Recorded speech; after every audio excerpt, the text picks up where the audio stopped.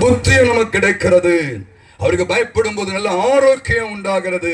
அல்லேலூயா. கைகளை தட்டி நன்றி சொல்லுங்க பார்க்கலாம். நீங்கள் எல்லாம் ஆரோக்கியமாக இருப்பீர்கள். அடுத்ததாக அவர் பயப்படும் போது நமக்கு ஆசீர்வதிக்கும். 115:13 வாசிங்க பார்க்கலாம். 115:13 நம்ம 2 நிமிடங்கள்.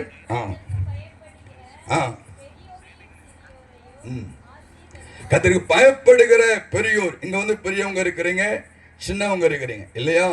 அப்ப கர்த்தருக்கு பயப்படும் போது அது பெரியவங்களா இருந்தாலும் சரி, சின்னவங்களா இருந்தாலும் சரி, கர்த்தருக்கு பயப்படுகிற பெரியோரையும் சிறியோரையும் ஆசீர்வதிக்கிறார். கையை தட்டி சொல்லுங்க பார்க்கலாம். அப்ப தேவன் உங்களை அவர் ஆசீர்வதிப்பாராக, உங்களுக்கு நல்ல ஆரோக்கியம் கொடுப்பாராக, உங்களுக்கு நல்ல ஞானத்தையும் புத்தியும் நம்ம கிடைக்க செய்வாராக. கைகளை தட்டி அப்ப நன்றி சொல்லுங்க பார்க்கலாம். சங்கீதம் 34:9 குறைவு இல்லை. அவருக்கு பயந்தவருக்கு என்ன இல்லைன்னா குறைவு இல்லை என்று வாசிக்கலாம். சங்கீதம் 34:9. கர்த்தருடைய பரிசுத்தவான்களை பயந்திருங்கள், அவருக்கு பயந்தவர்களுக்கு குறைவில்லை. எல்லாம் சொல்லுங்க, கையை பிடிச்சு. உங்க வாழ்க்கையில குறைவு இருக்காம இருக்கணும்னா அவருக்கு நீங்க பயந்து இருக்கணும். சொல்லுங்க, அவருக்கு பயப்படும் போது நாம் ஆசீர்வதிக்கப்படுகிறோம். அல்லேலூயா. அவருக்கு பயப்படும் போது குறைவில்லாமல் உங்க வாழ்க்கையில என்னென்ன ஆமென் தேவையோ அதெல்லாம் நிறைவா இருக்கும். ஆமென் சொல்லலாமா? ஞானம் உங்களுக்கு பெருகி இருக்கும், நல்ல புத்தி உங்களுக்கு பெருகி இருக்கும், ஐஸ்வர்யம் உங்களுக்கு பெருகி இருக்கும், நல்ல சரீர சுகம் உங்களுக்கு, நல்ல ஆரோக்கியம் உங்களுக்கு பெருகி இருக்கும். அல்லேலூயா. அதுக்கு பயப்படுகிறவர்களுக்கு குறைவில்லை. கையை தட்டி அப்பா என்று சொல்லுங்க பார்க்கலாம். குறைவில்லை. அவருக்கு பயந்தவர்கள் கேடகமாக இருக்கிறாராம். ஏதோ சொல்லுகிறது. 115:11 வாசிக்கலாம். 115:11 வாசிப்போம். முடிக்க போறோம். டைம் ஆயிட்டு. ஆமென். முடிக்க போறோம். வாசிங்க.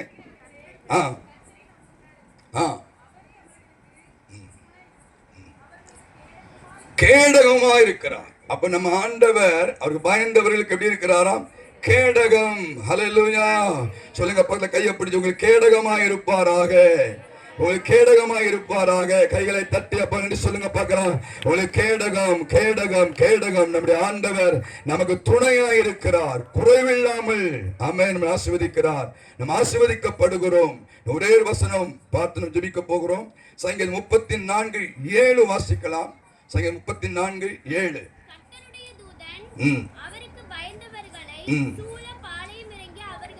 விடுவிக்கப்படுகிறான். அப்ப பயந்தவர்கள் விடுவிக்கப்படுகிறார்கள். நமக்கு அது தூதன் அவருக்கு நமக்காக ஆண்டவர் கட்டளையிட்டு நம்மளை விடுவிக்கிறார் ஆண்டவர். எல்லாம் கையை தட்டி அப்பாவுக்கு நம்ம இந்த ஆண்டுக்கு பயப்படும் இத்தனை ஆசீர்வாதங்களை தந்து நம்ம நடத்த போகிறார். எல்லாரும் உற்சாக மனதோடு கைகளை தட்டி ஒரு நிமிடம், இயேசுவே எங்களுக்கு இத்தனை ஆசீர்வாதங்கள் நாங்கள் சுதந்திரிக்க வேண்டும் என்று சொன்னால், உமக்கு பயந்து வாழும் போது, வார்த்தைக்கு கீழ்ப்படியும் போது எங்களுக்கு இத்தனை நன்மைகளை தந்து ஆசீர்வதிப்பதற்காக நன்றி. இயேசுவின் நாமத்தில் வேண்டுகிறோம் பிதாவே. புஸ்தகம் 22:23. கர்த்தருக்கு பயப்படுகிறவர்களே அவரை துதியுங்கள். சொல்லி, கர்த்தருக்கு பயப்படுகிறவர்களே அவரை துதியுங்கள். யாக்கோபின் சந்ததியாரே எல்லோரும் அவரை கனம் பண்ணுங்கள். இஸ்ரவேலின் வம்சத்தாரே நீங்கள் எல்லோரும் அவரை மேல் பயபக்தியா இருங்கள். எப்படி இருக்க வேண்டும் என்று சொன்னால், பயபக்தியா இருக்க வேண்டுமா? நமக்கு என்ன இருக்கணும் அப்படின்னா, தேவன் மேலே ஒரு பயம், தேவன் மேலே ஒரு பக்தி. ஆண்டவர் பேரில் நமக்கு ஒரு பயம் இருக்க வேண்டும், பக்தி இருக்க வேண்டும். ஆமென் சொல்லலாமா?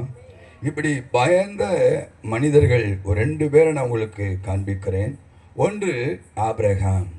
ஆபிரகாம் தேவனுக்கு பயந்து இருந்தார். இன்னொன்று கொர்நேலியு தேவனுக்கு பயந்து இருந்தார். இன்னைக்கு பார்க்கிறோம், ஆபிரகாம் தேவனுக்கு பயந்திருந்தபடியினாலே ஆண்டவர் ஆபிரகாமை ஆசீர்வதித்தார். பக்கத்தை கையப்படி சொல்லுங்க, நீங்க ஆண்டவருக்கு பயப்படுகிறபடியினால் அவர் உங்களை ஆசீர்வதிப்பார். அல்லேலூயா. என்று வாசிக்கலாம். ஆதியாகமத்தின் புஸ்தகம் 22ஆம் அதிகாரம் 12ஆம் வசனத்தை ஒருவர் வாசிக்கலாம். ஆதியாகமத்தின் புஸ்தகம் வாசிங்க. அப்பொழுது அவர், பிள்ளையாண்டான் மேல் உன் கையை போடாதே, அவனுக்கு ஒன்றும் செய்யாதே, நீ அவனை உன் புத்திரன் என்றும் உன் ஏக சுதன் என்றும் பாராமல் எனக்காக ஒப்பு கொடுத்தபடியினால் நீ தேவனுக்கு பயப்படுகிறன் என்று இப்பொழுது அறிந்திருக்கிறேன். ஆண்டவர் நம்மை குறித்து அறிந்திருக்க வேண்டும்.